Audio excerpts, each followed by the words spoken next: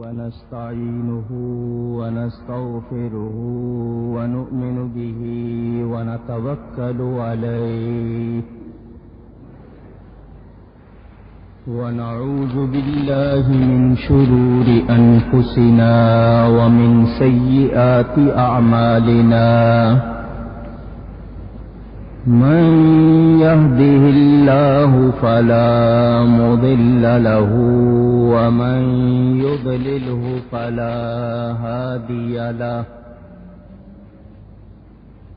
ونشهد أن لا إله إلا الله وحده لا شريك له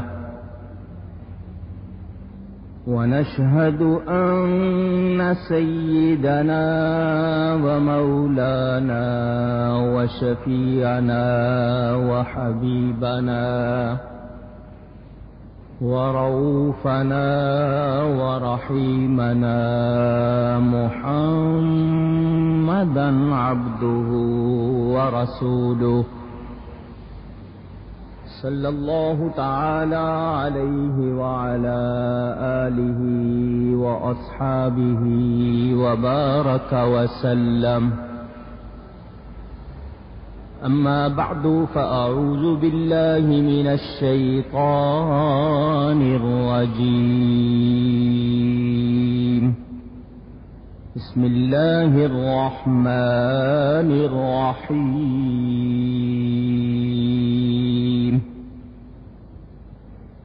إنما قولنا لشيء إذا أردناه أن نقول له كن فيكون والذين هاجروا في الله من بعد ما ظلموا لنبوئنهم في الدنيا حسنة ولأجر الآخرة أكبر لو كانوا يعلمون الذين صبروا وعلى ربهم يتوكلون صدق الله العلی العظیم. محبت کے ساتھ ایک مرتبہ درود شریف پڑھ لیجئے. اللهم صل على سيدنا ومولانا محمد معدن الجود والكرم وآله وصحبه وبارك وسلم. الصلاة والسلام عليك يا رسول الله. الصلاة والسلام عليك يا حبيب الله. الصلاة والسلام عليك يا رحمة للعالمين وعلى آلك وأصحابك يا شفيع المذنبين. حمد و صلاۃ کے بعد قرآن کریم کی تفسیر میں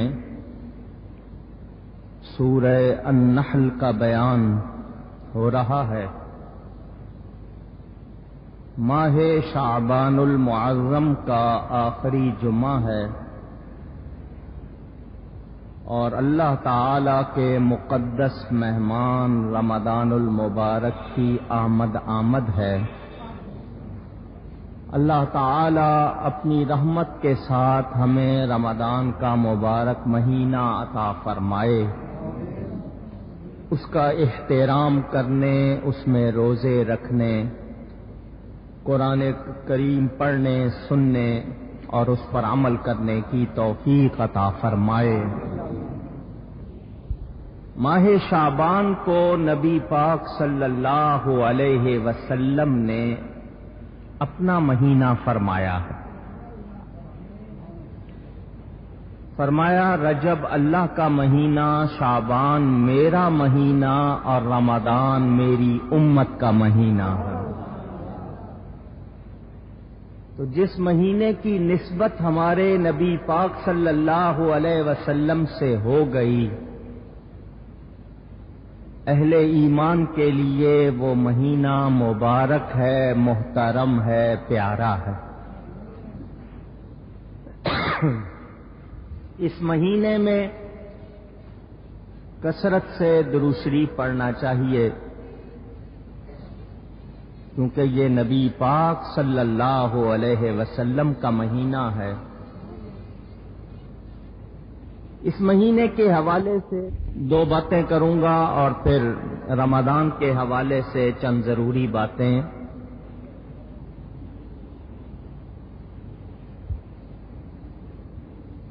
شعبان میں شب برات کا تہوار بھی ہے، حضرت سیدنا امام حسین رضی اللہ تعالی عنہ کا یوم ولادت بھی ہے، بزرگان دین کے ایام وہ بھی ہیں۔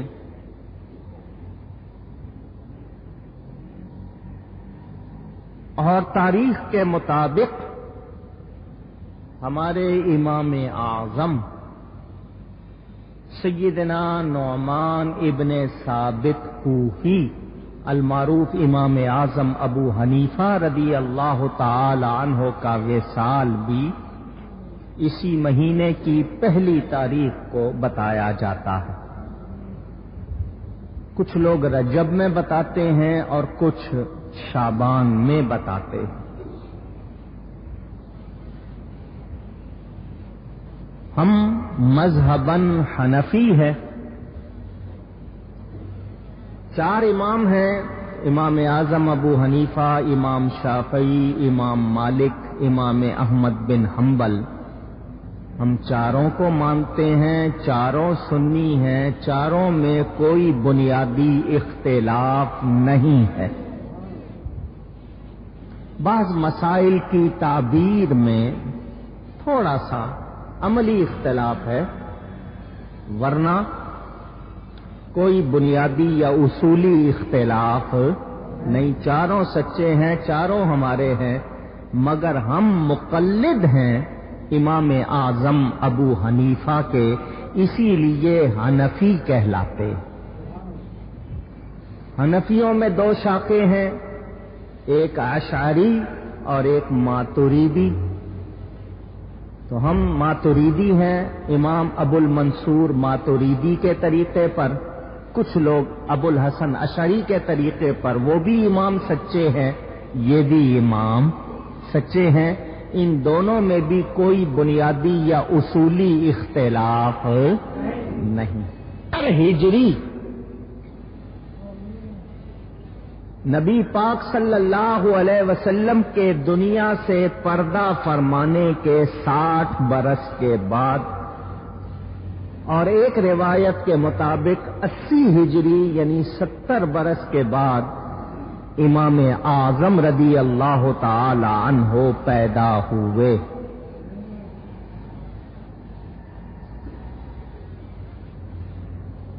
یہ وہ ہستی ہیں کہ انہوں نے اپنی آنکھوں سے نبی پاک کے صحابہ کو دیکھا۔ تو جو نبی پاک کے صحابی کو دیکھے، ایمان والا ہو، اس کو تابعی کہتے ہیں۔ کیا کہتے ہیں؟ تابعی، تے الف بے عین یہ، تابعی یعنی پیروکار، پیروی کرنے والا۔